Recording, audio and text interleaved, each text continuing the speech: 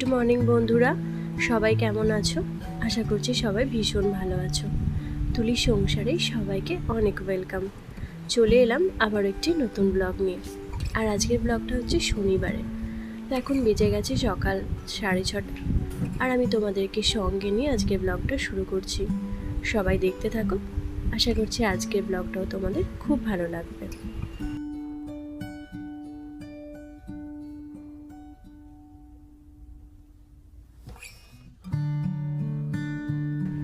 তো সকালবেলাতে ঘুম থেকে উঠে একটু চা করে নিয়েছি। আর সকালবেলাতে তো তোমরা জানোই যে ঘুম থেকে উঠেই আমার চা খাওয়া অভ্যাস।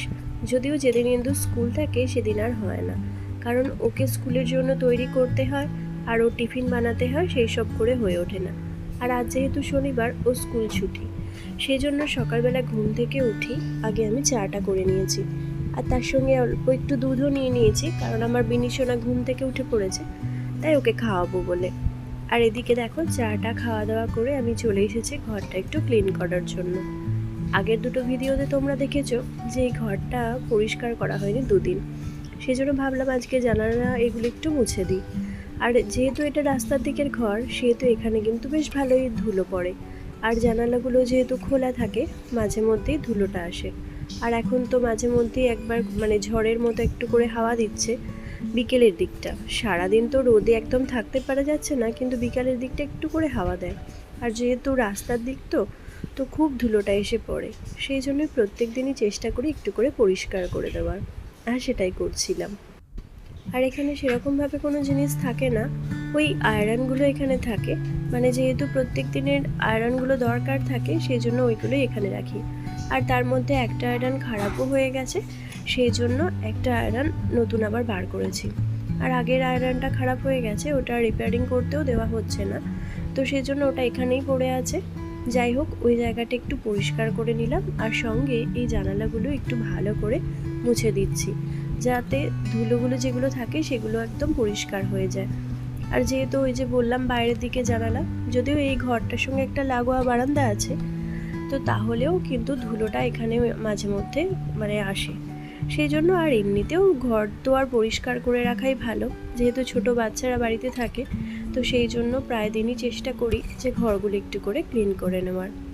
আর এখানে দেখো জানালাটা আমার পুরো গোছানো হয়ে গেছে।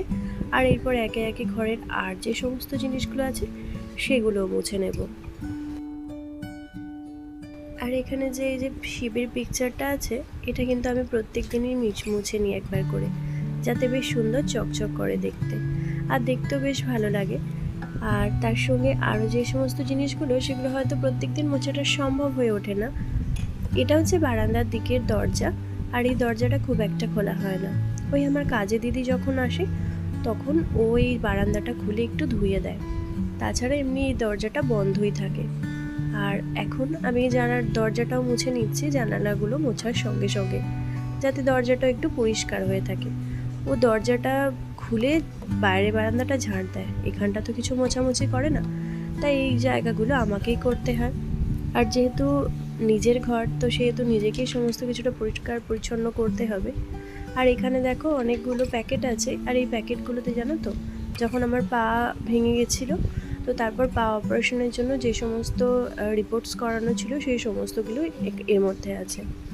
তো ওগুলো একটা প্যাকেটের মধ্যে ভরে রেখেছি, কিছু ওষুধপত্র ছিল সেগুলো ভরে রেখেছি। আর এই যে এটা আলমারির পাশে একটা ছোট্ট জায়গা, যেখানে আমি দুটো বালতি রেখে দিয়েছি। আর সঙ্গে এই ইন্দুর অনেকগুলো ব্যাগ আছে, সেই ব্যাগগুলো এখানে জড়ো করে রেখে দিই। ও যখন স্কুল যায় বা পড়তে যায়, যেটা যখন যায় অন্য অন্য জিনিস নিয়ে যায়, তো সেই জন্য এটা সুন্দরভাবে গোছানো থাকে, যাতে ওর নেওয়ার সুবিধা হয়। আর যেহেতু ওর পড়ার টেবিলটা অনেকটা ছোট, সেই জন্য ওখানটায় ও রাখতে পারি না, সেই জন্য এদিকটা রাখি। আর এখানে এই যে ঝাঁটাগুলো দেখতে পাচ্ছ, এগুলো নতুন কিনে আনা হয়েছে, তো সেগুলো জানালার পাশে দরজার পাশে রেখে দিয়েছি। যখন ব্যবহার করার প্রয়োজন পড়বে, তখন একটা করে নিয়ে ব্যবহার করা হবে। তারপর এখানে এই যে আলমারিটা খুব ভালো করে ক্লিন করে নিচ্ছি। আর আলমারিটা আজকে আর কোনো কলিন দিয়ে মুছিনি, এমনি পরিষ্কার ছিল, তাই ভাবলাম একটা শুকনো কাপড় দিয়ে মুছে দিলে এটা কিন্তু বেশ ভালোই পরিষ্কার হয়ে থাকে। তো এতক্ষণ যে বন্ধুরা আমার ভিডিও দেখছো, তাদেরকে অনেক ধন্যবাদ। আর যদি কেউ নতুন হয়ে থাকো, তো অবশ্যই আমার চ্যানেলটা সাবস্ক্রাইব করার অনুরোধ রইল।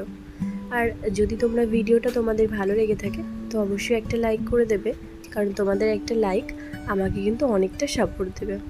তো সেই জন্য সকল বন্ধুকে ভিডিওটা দেখার অনুরোধ রইল। তো আলমারিটা গোছানোর পর আমি এখানে ফ্রিজটাও একটু পরিষ্কার করে নিচ্ছি।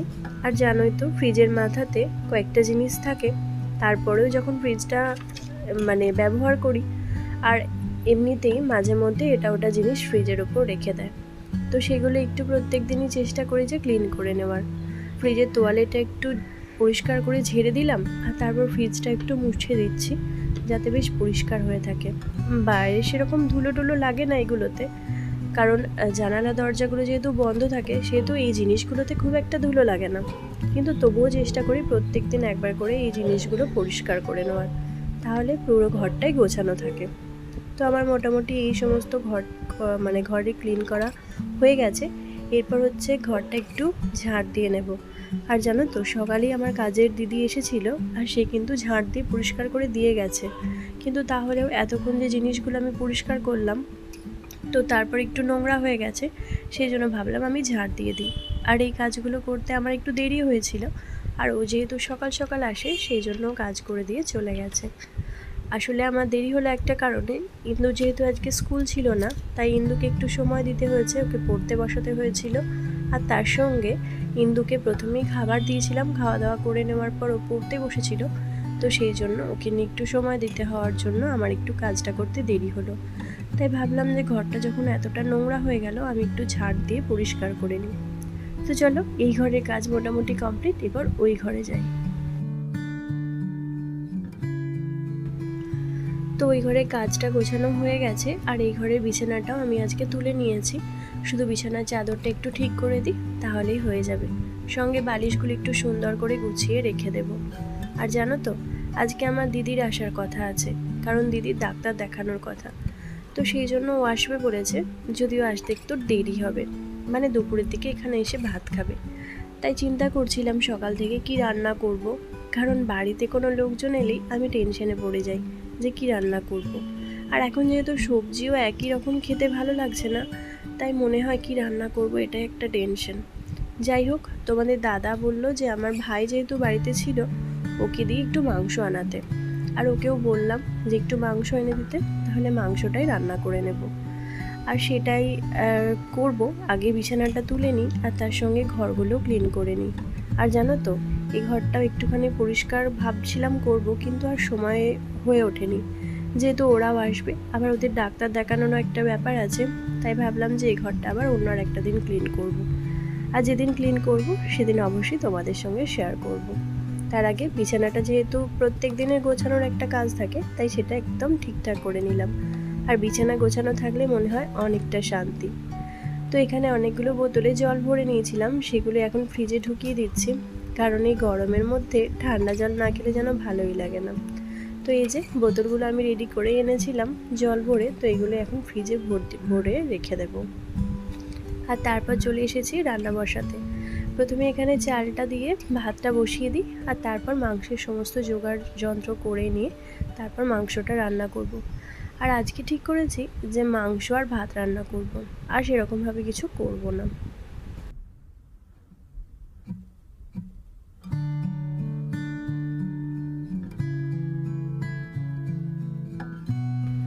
তো এখানে এই যে দেখো আমি মাংসটা এবার রেডি ধুয়ে নেব। মাংসটা আমাকে এনে দিয়েছে, আর তার আগে আমি পেঁয়াজ আর আলু কেটে রেখেছিলাম, আর মশলাটাও বেটে রেখেছিলাম, যেহেতু সমস্ত কিছু রেডি করে রাখলে কাজ করতে কিন্তু খুব একটা অসুবিধা হয় না, সুবিধাই হয়। আরও একটা কথা, যে ঘর যতই আমি ক্লিন করে রাখি না কেন, ঘর কিন্তু আমার একটু অগোছালোই হয়ে যায়, যেহেতু বাড়িতে ছোট বাচ্চা আছে, আর যাদের বাড়িতেই ছোট বাচ্চা থাকে তাদেরই এই সমস্যাটা হয়। কারণ বিছানাটা তো এমনি নোংরা করে ফেলে, নোংরা বলতে ওই বালিশ টালিশ নিয়ে এদিক ওদিক করে ফেলে, আর তার সঙ্গে ঘরটাও কিন্তু উল্টোপাল্টা করে ফেলে, যেহেতু বাচ্চা মানুষ। আর ওদের তো ধরো বাইরে বেরোবার কোনো সুযোগ নেই, কিন্তু যতটুকু পড়তে যায় বা স্কুল যায় এটুকুই, বাদ বাকি সময় তো বাড়িতেই থাকে। আর দু বোনে ওই রকম করেই খেলা করে, তাই আমি খুব একটা বদমাইশি করলে বকি না, আবার মাঝে মধ্যে রাগ ধরে, আবার মাঝে মধ্যে ওদেরকে খেলতেও দিই। কিন্তু ওই একটা কথাই বলি যে খেলো, যা করছো করো, সেটা নিজেরা পরিষ্কার করবে, মানে ইন্দু পরিষ্কার করে দেয়, সেই জন্য খুব একটা অসুবিধা হয় না। আর এখানে দেখো কথা বলতে বলতে রান্নাও মোটামুটি বসিয়ে দিয়েছি। ওই যে বললাম, যেহেতু আমার সমস্ত কিছু রেডি করা ছিল, তাই রান্না বসাতে কিন্তু খুব একটা সময় লাগেনি। এখানে মাংসটা কষিয়ে নেব, আর ওই যে মাংস আর ভাত রান্না করব। ভাতটা তো আগেই হয়ে গেছে, মাংসটা হয়ে গেলেই আমার রান্না বান্না শেষ। আর তারপর দিদিরা আসবে, যেহেতু দিদি আসবে সেহেতু ভাবলাম যে একটা তরকারি ভাত রান্না করে একটু ওদের সঙ্গেও গল্প করতে পারবো, আর ওদেরকে একটু তাড়াতাড়ি খেতেও দিয়ে দিতে পারবো, ডাক্তার দেখানোর যেহেতু ব্যাপার থাকে সেই জন্য। তো এখানে চিকেনটা, আর কালকেও আমরা কিন্তু চিকেন খেয়েছিলাম, আর চিকেন খেতে কিন্তু বেশ ভালোই লাগে। মাটন একদিন খেলে মনে হয় না, আর 2 দিন কি 3 দিন পর পর খাই, কিন্তু চিকেন যদি মনে হয় যে প্রত্যেক দিনই চিকেন 2 পিস করে খাই, তাহলে কিন্তু অসুবিধা হয় না, নিজেদেরও অসুবিধা হয় না, আর খেতে কিন্তু ভালোও লাগে, মন্দ লাগে না। যাই হোক, এখানে মাংসটা খুব ভালো মতো করে কষিয়ে নেব, আর নেওয়ার পর এর সঙ্গে যেহেতু আলু দিয়েছি, তো আলুগুলো দিয়ে অল্প একটুখানি ঝোল করব। যেহেতু ডাল করিনি সেহেতু এটা দিয়ে খাওয়া হয়ে যাবে। খুব একটা পাতলা ঝোল করব না, হালকা পাতলা একটুখানি মাংসটা রান্না করে নেব। তো আজকে হচ্ছে এই রান্না বান্না, আর আজকে সারাদিন আমার এইভাবেই কেটেছে। সারাদিন ঘর গোছানো, ঘর পরিষ্কার, মেয়েদের সাধারণত এইভাবেই দিন কাটে, বেশিরভাগ সময়টা রান্নাঘর আর ঘরে গোছানোর কাজেতেই।